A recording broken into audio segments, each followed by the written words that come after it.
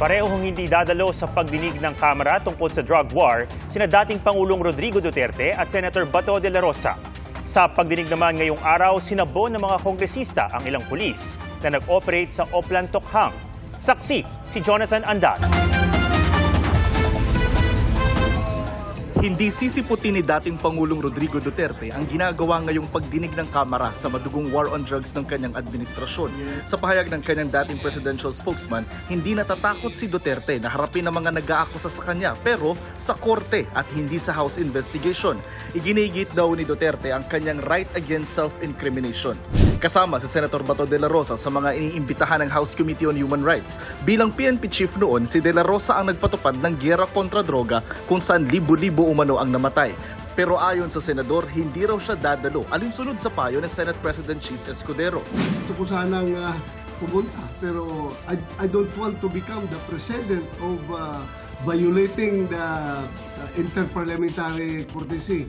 So, sinusunod ko yung guidance ng aming Senate President. Ayan po ang sagot niya sa akin. Hindi ka dapat pumunta doon on the grounds of interparliamentary or interchamber courtesy. Pero sa isang pahayag, sinabihan ni Escudero na sinabihan daw niya si De La Rosa na susuportahan niya anuman ang maging desisyon nito. Pero si De La Rosa raw ang ayaw pumunta sa pagdinig. Susulat kay Escudero ang chairman ng Komite ng Human Rights sa Kamara na si Congressman Benny Abante para sabihin kailangan dumalo ni Senador De La Rosa sa hearing ng EJK sa Kamara. Sabi ni Abante, walang dapat ikatakot si Bato dahil igagalang siya sa pagdinig. Hindi naman daw siya iimbestigahan bilang senador kundi bilang dating hepe ng PNP. We are not actually pointing an accusing finger on him. Hindi yun eh. There are some things na kinakailangan lang marinig niya ang mga biktima. And there are things na he must clear himself. Hindi rin dumating sa pagdinig sina dating Solicitor General Jose Calida at ang mga dating hepe ng NBI, PNP at PNP-IAS. Kanina pinaggalitan ng chairman ng House Committee on Human Rights ang mga pulis na kumukuha ng litrato ng mga kaanak ng EJK victims. I am prohibiting any police officer to take pictures of these victims. Respect this committee. I do not want anyone to take pictures of anybody if you are not member of the media. Nasabon din ang mga pulis na nag-operate noon sa mga drug suspects sa Payatas, Quezon City kung saan 3 ang namatay dahil hindi raw alam ang protocol ng Oplan Tokhang na kanilang ipinatupad. Ano po ba ang protocol na gagawin sa Oplan or Project Tokhang, which is differentiated from Oplan Double Barrel? Nung time po kasi na yun, sumusunod lang kami sa mga utos ng mga nakakataas, sir. Sumusunod ka lang sa mga nakakataas na hindi mo alam kung bakit. Nagkamali lang po ng pagkakasalita po si Agaraw. Pero alam niya po yan. Dahil ito po, matinong tao po ito. Lumabas din sa pagdinig na wala ni isang pulis ang sinampahan ng PNP ng kasong kriminal sa mahigit 6,000 drug suspect na napatay sa mga police operation sa drug war. Sabi ng PNP sa NBI daw kasi lumalapit ang mga kaanak ng mga namatay dahil walang tiwala sa mga pulis ang mga ito. Humarap din sa komite ang mga kaanak ng mga biktima ng EJK na ang ilan ay lalapit daw sa ICC o International Criminal Court para mapanagot ang mga pulis na pumatay umano sa kanilang kaanak. Para sa GMA Integrated News, Jonathan Andal ang inyong saksi. Nahablutan ng wallet ang isang estudyante sa Daraga Albay. Tinangkapang tumakas ng suspect pero na-corner din ng ilang nasa lugar. Saksi, si Jessica Kalinog ng GMA Regional TV. Sa kuha ng CCTV, makikita ang pagtakbo ng isang lalaki patawid sa kalsada ng Daraga Albay.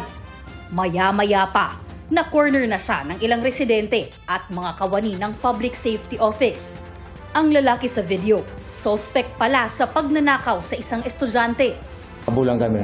Papuntang munisipyo, nagtawag ako sa radyo, yung naka-basement dito. Saka inabangan din nila. Ayon sa pulisya, sinundan ng suspect ang biktima at nang makarating sa lugar na hindi nahagip ng CCTV, doon na nito hinablot ang wallet ng biktima na may lamang mahigit 5,000 piso. Agad namang nakahingi ng tulong ang biktima, kaya hinabol ng mga residente ang lalaki na nagtangkang tumakas. Nung nailin ko na, din ako lang bigla, Hindi ko man ano kung may patalim o ano man, basta siya dinakop ko. Agad namang rumisponde sa lugar ang pulisya, kaya tuluyang inaresto ang sospek. Sa ngayon, nasa kustudiya na ng mga otoridad ang sospek. Para sa GMA Integrated News, ako si Jessica Kalinog ng GMA Regional TV, ang inyong saksi. Ayon naman sa National Economic and Development Authority, bukas pa rin ang Pilipinas na tumanggap ng investments mula China sa kabila ng tensyon sa West Philippine Sea. Saksi, si JP Soriano.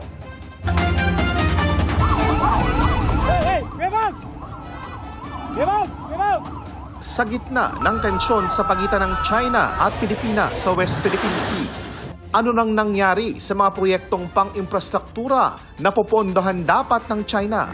Tinanong tungkol dito si National Economic and Development Authority Secretary Arsenio Balisacan. Sagot niya, karamihan ng official development assistance ng Pilipinas galing sa ibang institusyon. Much of our ODA have come from other sources, particularly ADB and World Bank, Japan, and so hindi naman ganon kadami. There were a number of projects that were initially that were indicated as potentially Chinese projects, but those were not those were delayed or did not materialize because for one reason or another, and so we had to look for funding for those other sources. Ayon sa Department of Foreign Affairs, nagpadala na ng note verbal ang Pilipinas kaugnay sa panghaharas ng China Coast Guard sa Philippine Navy sa Ayungin Shoal noong June 17. Ang ibang detalye naman ng mga ipinoprotesta ng Pilipinas laban sa China, pag-uusapan sa susunod na Bilateral Consultation Mechanism o BCM ng dalawang bansa. Sabi pa ng Foreign Affairs Secretary sa East-West Center International Media Conference, may sumusobra na sa pagpapakalat ng fake news at iniiba ang kwento. Genuine photos and videos, or those that are not AI-generated or digitally manipulated, speak louder and more powerfully than the myriad attempts at misinformation and the peddling of false narratives. Panggugulo raw ang mga kasinungalingan dahil ang totoong issue that a country is choosing to ignore or is reinterpreting international law, in particularly the UN Convention on the Law of the Sea, and as affirmed by the 2016 Arbitral Award. Dahil may giyera na rin ng fake news online, pag-uusapan ng Pilipinas at Amerika ang mga cyber-digital policies ng dalawang bansa. The chorus against threats to peace and stability in the South China Sea and the West Philippine Sea is growing louder. We are urging the PRC to cease harassment of Philippine vessels. Sinusubukan pa naming kunan ng pahayag ang Chinese Embassy. Ayon naman sa Philippine Coast Guard, handa silang makipag-usap sa China Coast Guard para pahupain ang tensyon sa West Philippine Sea. Ang desisyon nito ay manggagaling po sa Department of Foreign Affairs. Ang sinasabi ko lamang ay nakaredy po ang Philippine Coast Guard kung kami ay uutusan. Sa ngayon, isa sa pinagtutuunan ng PCG ang Regional Marine Pollution Exercise 2024 o MARPOLEX, kasama ang mga Coast Guard ng Japan at Indonesia sa Guimaras Strait. Kasama rin ang mga observer mula Vietnam, Amerika at South Korea. Para sa GMA Integrated News, JP Soriano, ang inyong saksi. Sugatan ng isang babae at isang pulis sa hostage-taking sa Cagayan de Oro City. Bigla na lang pinasok ng suspect ang bahay ng biktima saka siya tinutukan ng gunting. Saksi, si Cyril Chavez ng GMA Regional TV. Nakaakbay ang lalaking yan sa isang babae sa labas ng isang bahay sa Cagayan de Oro City. Maya-maya pa ay lumapit na sa mga pulis ang suspect habang nakatutok ang matalas na bahagi ng gunting sa babae. Doon na nakipagnegosasyon ang suspect na humingi ng sasakyan para makauwi sa Lanao del Norte.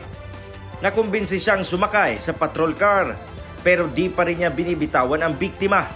Nagbabala pa raw siyang sasaktan niya ang babae nang dumami ang mga pulis sa paligid.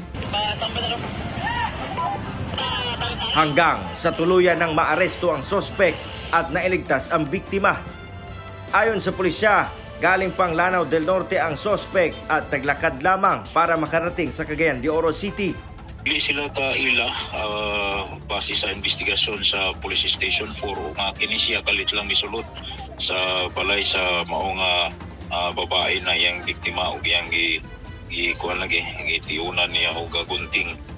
Sugatan naman ang babaeng biktima at isang pulis sa insidente. Sinubukan ng GMA Regional TV na kunan ng pahayag ang sospek pero hindi na siya pinaharap sa media.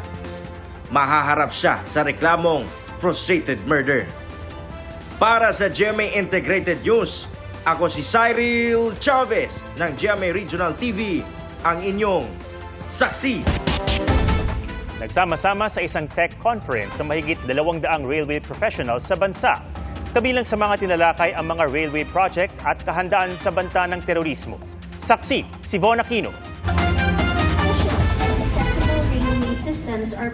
Tinalakay ng Department of Transportation ang ilang infrastructure flagship railway projects ng gobyerno, kabilang ng LRT-1 Cavite Extension Project na malapit na raw maging operational.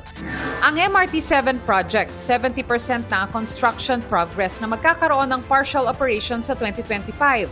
Ang Balagtas Station naman ng North-South Commuter Railway System o NSCR, malapit na ring matapos. Just recently, one of the contract packages of the project has celebrated the 100% civil works completion of their 14-kilometer viaduct scope between Malolos and Bukawe. Now, the viaduct section from West Valenzuela to Bukawe is also expected to be completed within this year. Naghahanda na rin daw ang Philippine Railways Institute sa malaking demand sa manggagawa ng railway systems. Right now, we are focusing on training the existing railway lines because these new lines have yet to send trainees. But we can slowly feel that this pressure is mounting. Specifically, MRT-7, they have already sent 120 for the first batch, 45 and 70 plus for the next batch of training. Kaakibat naman ng mass transport ang kahalagahan ng seguridad, lalo na ang pag-iingat laban sa terorismo, physical man o sa cyberspace. Kaya ang Office for Transportation Security o OTS sa ilalim ng Transportation Security Program ng DOTR, inaatasan ng transportation sectors na magsumite ng security plans para mapigilan ang banta ng terorismo. Siyempre, dapat malaman mo kung ano yung risk or yung kahinaan ng kung ano yung terminal, yung vulnerability niya. Kung ano yung pwedeng madaling gawin ng terorista sa kanya. So yun ang dapat i-address mo. Lalagyan mo ngayon siya ng mga security measures. Yun nga lang ang ilan, tulad ng airport operators at bus terminals nationwide, wala pa sa 50% ng compliance. There are some airports naman na undergoing evaluation or yung iba naman under mentoring. But eventually, we are helping them. Para sa GMA Integrated News, Von Aquino ang inyong saksi. Mga kapuso, sama-sama tayong maging saksi. Mag-subscribe sa GMA Integrated News sa YouTube at para sa mga kapuso abroad, samahan niyo kami sa GMA Pinoy TV at sa www.gmanews.tv.